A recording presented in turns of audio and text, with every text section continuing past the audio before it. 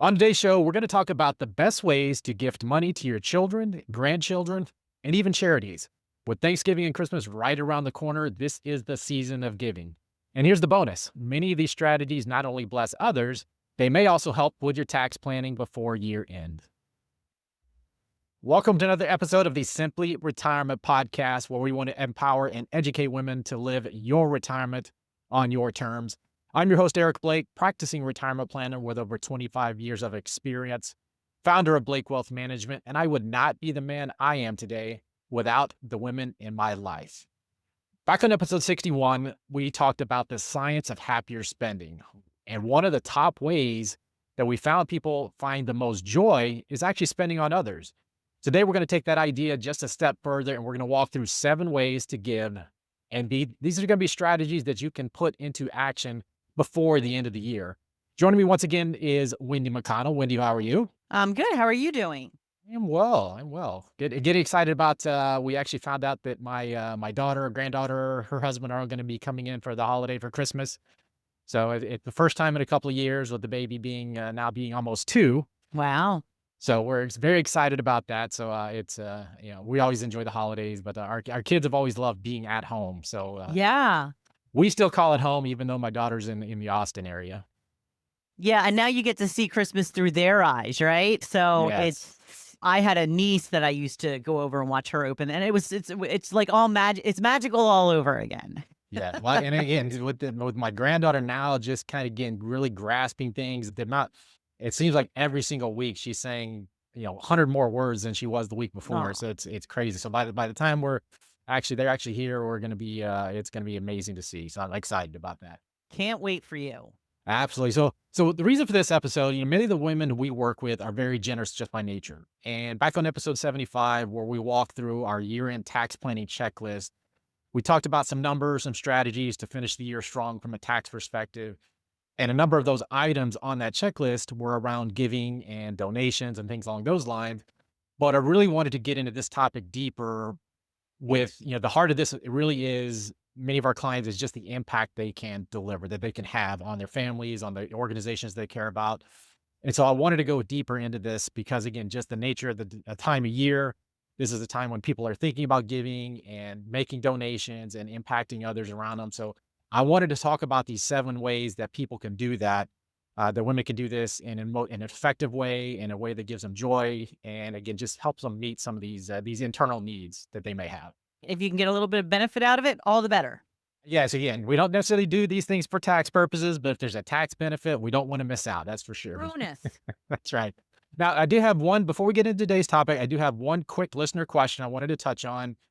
Just take a second, and it's the reason I wanted to get to is because it is one of those misleading things that came out with the new tax law around the $6,000 deduction and the impact on Social Security. So, Kathy asked, "Does the $6,000 deduction for Social Security apply to the tax year of 2025?" The quick answer is yes. But again, the important thing to know is this $6,000 deduction does not directly impact Social Security. The new $6,000 deduction is an age 65 plus deduction and applies whether you have filed for Social Security or not. So I just want to encourage Kathy and anybody else who may still have some confusion around this topic, tune into episode 65, where we went into all the specifics of the new tax law, and hopefully that'll address some of those other questions. Yeah. So it's good for everyone, regardless of whether you're taking Social Security or not. You just got to be 65 by the end of the year. Whether you've started Social Security or not does not matter. So it's a key thing to be aware of. And unfortunately, I think the Social Security Administration led to a little bit of this confusion with that email that came out like at 1:30 in the morning, right after the law was passed. So understandable why people have some confusion about it. But again, just want to try to clear that up. Also, just don't forget, if you do have a question, a topic idea, any type of specific retirement challenges that you'd like to have covered on an episode, you can visit the simplyretirementpodcast.com/ask Eric. All right. So the other part to this is this is a conversation I actually had with a client just recently. We'll just call her Sue for our purposes here. But she received a pretty sizable lump sum after selling a property she inherited from her mother. And one of her first questions was, "I want to give some of this to my adult children. I want to share this. How do I do it?" And she wasn't sure what the best way to do it was. She wasn't sure, how do we do this without creating any type of gift tax issues? And these are just some of these real life type questions that we get. And that's really what I want to try to clear up some of these, give you some ideas, give you some information that you can again use in this time of giving. So I wanted to talk about, we did, number one, talking about how much can you give without having to worry about filing any of these additional tax forms. Talk about just a little bit about, gift tax. That term, a lot of people think, well, if somebody gives me a gift, am I going to have to pay tax on it? Same thing with like an inheritance tax. There's some of these confusing terms that really don't apply in many situations, but we're going to talk a little bit about that. How you can actually cover tuition and medical bills without having to worry about some of these limits, which is definitely a good thing. In certain cases where you might even think about gifting assets, stocks, or property can actually be better than giving cash. And then 529s, custodial accounts, and then again, some specific charitable giving strategies that may actually be impacted by the new tax law. But again, how do you figure out how to navigate some of these opportunities and things again to impact the people around you and the organizations that you care about? Okay. The other thing I'm going to touch on is, or just say, is that there's many more complex issues that you can use for charitable donation and gifting strategies. Gets into a lot more legal aspects as you get certain things, trust set up, and all these different things. So there's other things out there that might apply to certain individuals. This is going to be more okay. What are things I could truly do within just a matter of a couple of days or a couple of weeks here at the end of the year? So these are going to be really actionable ideas that you can take advantage of and be pretty immediately. Let's hear it. All right, so strategy one is just basically the annual gifting rules. So in 2025, you can actually give up to $19,000 per person without having to worry about any additional gift tax returns or additional tax paperwork. Doesn't matter who it is. You don't have to be family members. You can give $19,000 to anybody you choose and to as many people as you want. And this is what's called the annual exclusion. So you can give $19,000 to your children, your grandchildren, whoever it might be, without having to worry about any other type of paperwork that you might have to do.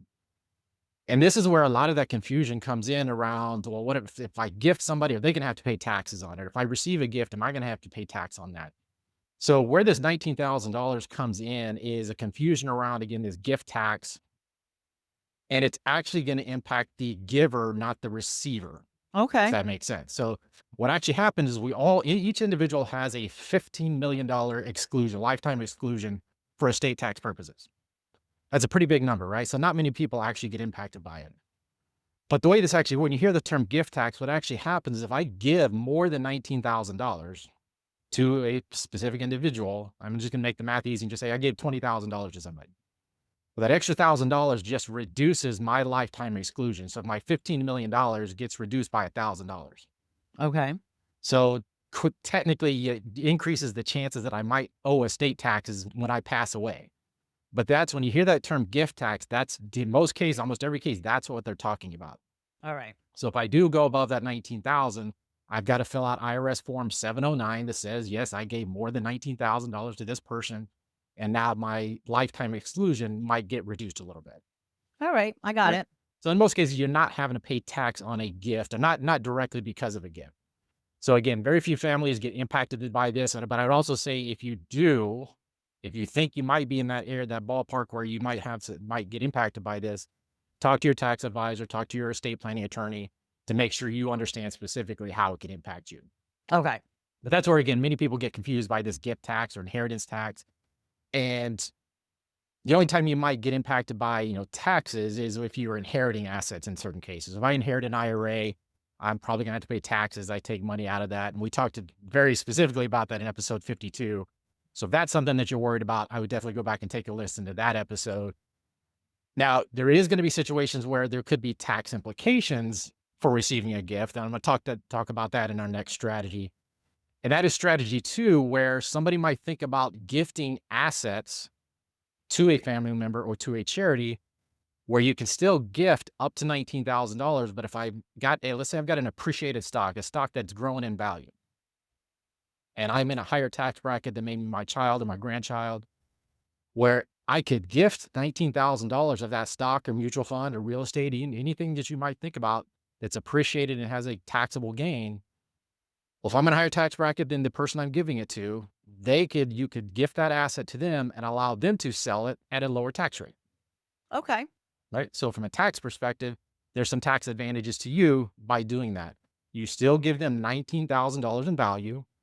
They might sell that in order to benefit from the money.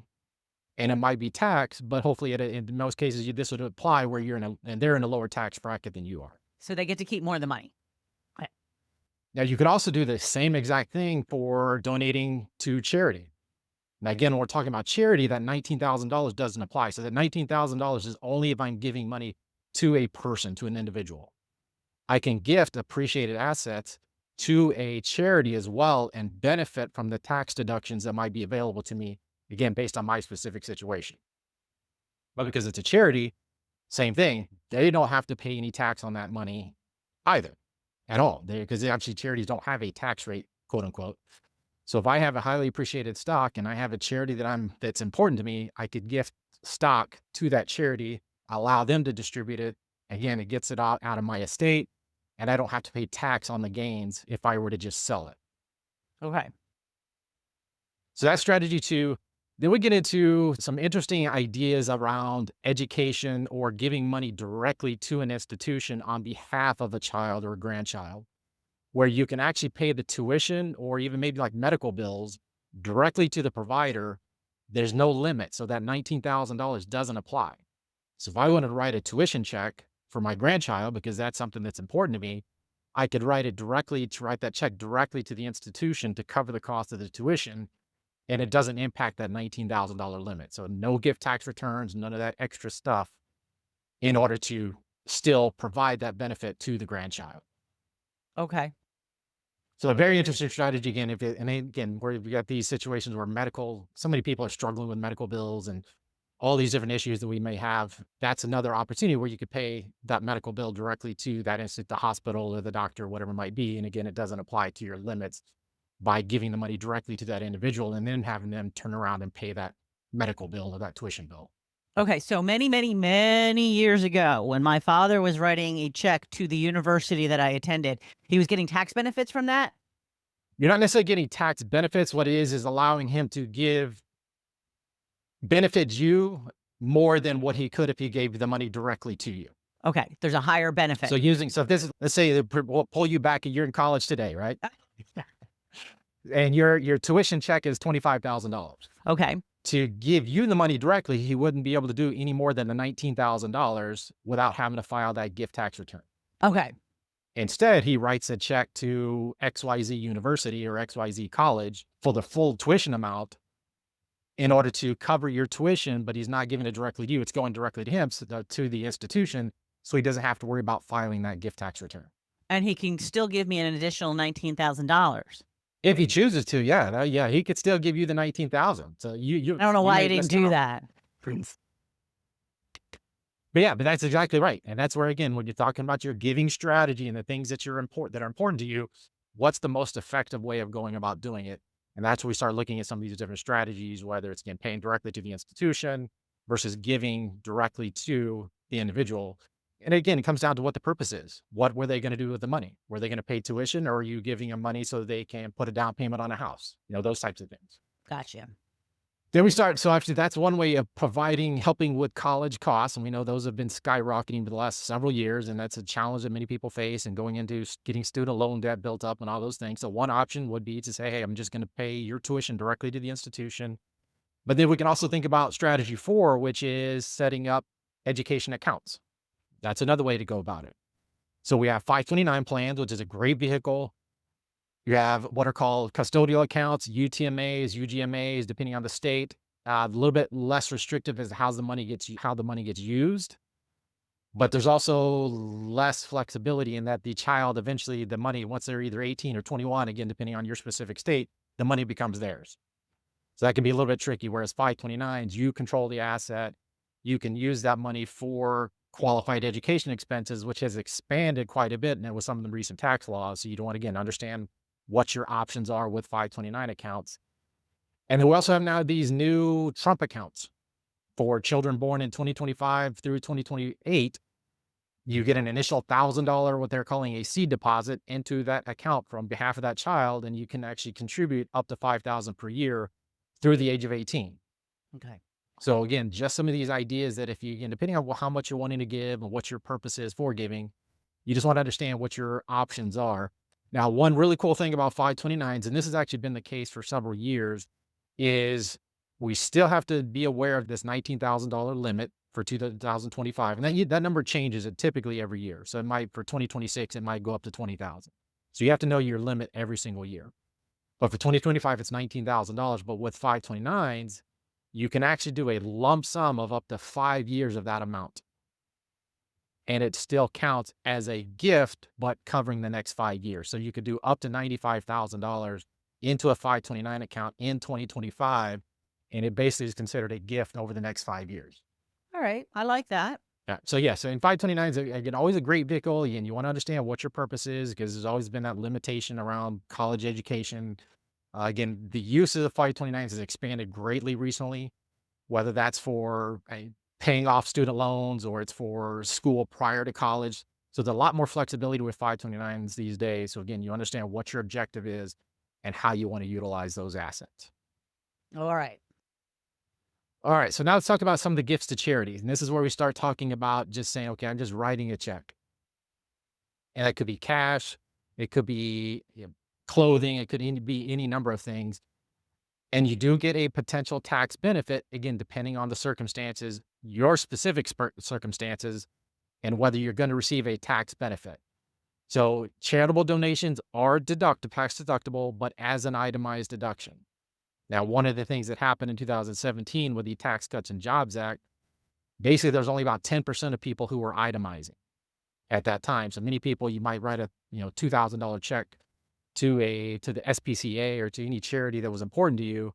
But if you didn't have enough itemized deductions, you really didn't get a tax benefit. Again, not to say you shouldn't do it, Right. but just understanding that was going to be the case. Now, a couple of changes with the new tax law, we've got what this called the SALT cap. State and local tax deduction amount has increased pretty significantly. So for the last several years, it's been $10,000. So if you had property taxes or state income taxes, you could only deduct up to $10,000. So that limit has now been raised to 40. If you're in a high tax state like where they have high state income taxes or they have high property taxes, you might be able to deduct more of those now, which might give you more of an opportunity to deduct your charitable contributions as well. So again, if you're looking for the tax benefit, you just want to make sure you understand your specific situation, do a tax projection, have your tax advisor, your financial advisor do a tax projection for you so you know whether that's going to be a positive benefit or not.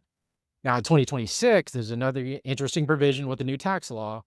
In 2026, if you're not able to itemize or you don't itemize, you'll actually get an additional, basically, we'll call it a bonus deduction of up to $1,000 if you're single or $2,000 if you're married. So whether you itemize or not, you can potentially get a tax benefit if you are giving to a charitable organization. So in 2026, you want to be prepared. So by the time this is coming out, again, you want to be aware of what's your tax situation is going to be in 2025, but also looking at 2026. Okay. So again, that's where, again, if you're a higher earner, you want to know what your tax benefits are for your charitable giving. And then that gets us all to thinking about, well, if I'm not able to itemize, but maybe I have IRA dollars, I have retirement account dollars. Strategy 6 is using something called a qualified charitable distribution from IRA accounts. And this applies if you're 70 and a half or older.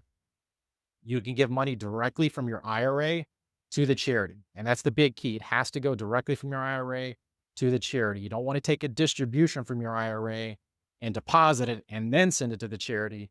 You want it to go directly from the IRA to the charity. And our fact, what we actually do for clients is we provide them with a checkbook specifically for this purpose, where they write a $1,000 check again to their church or SPCA or whatever organization that might be important to them.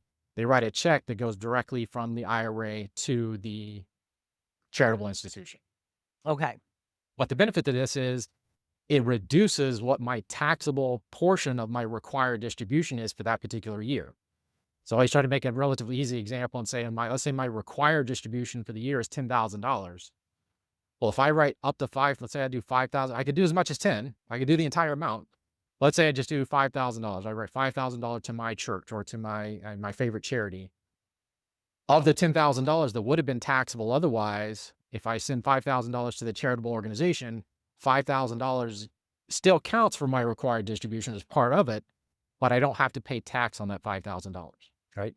And if you think about many people who are in those retirement years, if they're 70 and a half or older, In many cases, they may already have their house paid off, or even if they're renting, they're not going to have not going to have property taxes. They may not have interest on a mortgage. So the likelihood, or in many cases, they're not able to itemize. This is a way where, again, you can still get a tax benefit for your charitable giving. Then we get into our last strategy. Strategy 7 is what's called a donor advised fund. And this is really where you're looking at how can I proactively manage my taxable income and meet my charitable inclinations, right? So if you're a higher income earner or you're going to have a big income year for any type of reason, whether I sold a property, or I've got a big bonus, or I've got any number of these high income reasons that might come into play, well, a donor advised fund is going to be, think of it kind of like that concept I talked about with the 529s, Okay. in that if I write a big check big, maybe say on average, I donate $10,000 to charity every year. But in 2025, I'm going to have a big income year. I'm going to get a bonus. I'm going to sell an asset, something that's going to create a higher income year than I typically would have. Well, let's say, well, in that case, what if I just write a $50,000 check into a donor advised fund? I get the tax deduction, assuming I meet all the guidelines. But then over the next 5 years, I can distribute that $10,000 to whichever institutions I choose to. Mhm. So I get the immediate tax benefit. I get the $50,000 tax deduction if I meet the guidelines, but then I can use that to distribute over the next my $10,000 over the next 5 years. Yeah. So it's a way of accelerating that tax deduction in a high income year. So you're thinking way, way, way ahead. Yeah, and again, it's one of those situations. Not many people are aware of donor advised funds, but it's a situation where, again, I want to be proactive. I want to think about how can I. We always talk about reducing our lifetime tax liability. Mhm. And the only way to do that is understand what are my options for this year and how will that impact me over the next 5 to 10 years. I always talk about Uncle Sam. Uncle Sam only cares about this year. That's right. Give me my money. Give it to me now. Exactly. So our benefit over Uncle Sam is always the ability to look farther into the future and say, well, what could I do this year to proactively reduce my tax liability so that, again, over till from the rest of my lifetime, I can hopefully have a lower tax bill. Okay. All right. So those are the base of the 7 ways. Just to quickly recap. So we talked about the $19,000 I can give to anybody for any reason without the extra tax forms. If you are a higher net worth individual, just be aware there is that $15 million lifetime exclusion amount that you want to be aware of. That if you give more than 19,000, how's that going to impact your specific situation? Number 2, we can gift appreciated assets, whether I want to gift that asset to a family member so that they can sell it at a lower tax rate, or I want to gift it directly to a charity. I can pay tuition and medical bills directly to an institution with no limits. That's number 3. Number 4 was utilizing 529 accounts and custodial accounts and these new Trump accounts, which are, again, only temporary, but I can use those to save for education expenses for the future, if that's more important, or based on the age of the child, of course. Number 5 is I can make gifts to charities. Again, just being mindful of the new tax laws that we have in place in 2025 and 2026 and how that's going to change my tax situation, if at all. So if I am giving to charity, what are going to be the tax benefits? Again, that's not the reason we do it. We just want to understand what the implications are. Number 6, we talked about using qualified charitable distributions if you have an IRA and you're over the age of 70 and a half. And then last was consider using donor advised funds for larger, a little bit more flexible charitable giving, again, depending on your income scenario for the current year. Okay. All right. So any thoughts or questions, clarifications, all that make us somewhat make a little bit of sense as we approach this giving time? No, there's all kinds of ways that I can save on taxes, and I love it. It's just a bevy of different opportunities. That is right. Well, again, the holidays are about giving again, but we just want to make sure the smartest giving is the kind that blesses others, but also helps keep our own plan or tax plan or retirement plan strong. If you're thinking about how to include smart gifting strategies, whether that's to family or to a cause that matters most to you as part of your retirement plan, or you simply want to be sure you're making tax smart decisions, visit getmysimplyretirementroadmap.com. There you can review our simple 3-step Simply Retirement Roadmap process. Together, we'll take a look at your gifting strategies and see what fits best for you so that you have the confidence in a way that can help loved ones, support your favorite causes, and protects your retirement. That is it for today's episode. Again, as a reminder, for all the links and resources mentioned today, you can visit the simplyretirementpodcast.com. Please don't forget to like, follow, and share the show. Until next time, please remember, retirement is not the end of the road. It's the start of a new journey. That's it for today's episode of the Simply Retirement Podcast. We hope you found our insights and advice helpful in planning for a fulfilling retirement. Don't forget to take action on what you've learned today. Visit our website at blakewealthmanagement.com to learn more about our firm and review our Simply Retirement Roadmap process to get you on the right path to the retirement you deserve. And don't forget to click the follow button to be notified when new episodes become available. Thank you for joining us on this journey, and we look forward to helping you achieve your retirement goals. Remember, retirement is not the end of the road, it is the start of a new journey. So embrace it and make the most of it. Until next time, take care. Content here is for illustrative purposes and general information only. It is not legal, tax, or individualized financial advice, nor is it a recommendation to buy, sell, or hold any specific security, or engage in any specific trading strategy. Results will vary. Past performance is no indication of future results or success. Market conditions change continuously. This commentary reflects the personal opinions, viewpoints, and analyses of Blake Wealth Management. It does not necessarily represent those of RFG Advisory, their clients, or their employees. This commentary should not be regarded as a description of advisory services provided by Blake Wealth Management or RFG Advisory, or performance returns of any client. The views reflected in the commentary are subject to change at any time without notice. Advisory services offered by investment advisory representatives of RFG Advisory, a registered investment advisor, Blake Wealth Management, and RFG Advisory are unaffiliated entities. Advisory services are only offered to clients or prospective clients where RFG Advisory and its representatives are properly licensed or exempt from licensure. No advisory services may be rendered by RFG Advisory unless a client agreement is in place.